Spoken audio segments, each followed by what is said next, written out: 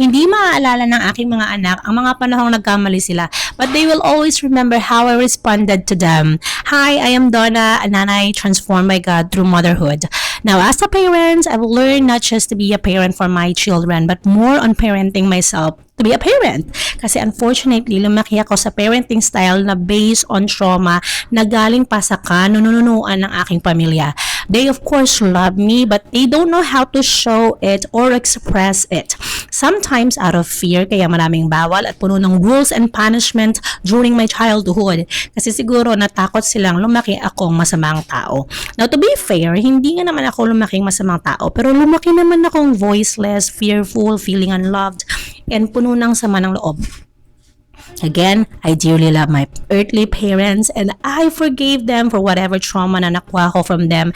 But that family curses ended through me when Jesus set me free and redeemed me from all those pain.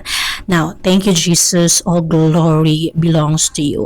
Now, again, I am grateful for them, but there are a lot of things na ginawa nila sa akin na hindi ko gagawin sa aking mga anak. At isa na dito, ang maging cause ng kanilang childhood trauma na based on study, nakaka-apekto ng malaki sa kanilang personality and their future lives. Kaya naman, I have to really take control sa aking emotion gaya ng anger. It must be expressed in a healthy ways nang walang pagsigaw, paggamit ng masasamang salita, at hindi sila dinidisiplina out of anger.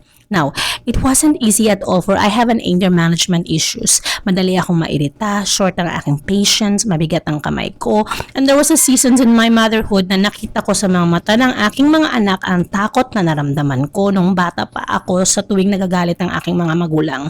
That was really a conviction. Parang nag-guilty talaga ako nung time na iyon. Kasi may range, may physical and verbal abuse na hindi deserve ng sino mang bata.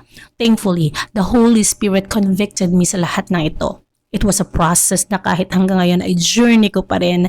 At bilang isang tao na na-experience ang pagiging bata rin, totoo nga na sa lahat-lahat ng mga punishment o sabihin na natin pagdidisiplina ng aking mga magulang, ni isa man ay wala akong maalalang solid reason kung bakit ako naparusahan. The only thing I remember is yung mga moment na natakot ako, nasaktan, na-reject at nadurog ang puso. And that's the curse na hindi ko ipapasa kailanman sa aking mga anak. But first, I needed to heal from that wound with Jesus by my side. Kasi kung ako lang, hindi ko talaga kaya. This is a realization that I learned in a hard ways that healing from childhood trauma is not a destination, but a process. A process that I will forever be, or my forever journey, not a one-time event. Now, our children is still in training season. Maraming pagkakamali, correction, paulit-ulit na reminder na hopefully pag dumating ang irritation, ay piliin natin to pause, to breathe, and to respond with grace. Because we want our children to grow up remembering not just their correction, but a parent or a mother who reflected Christ in the way she loved them. This is Nanay Donna. Until next time.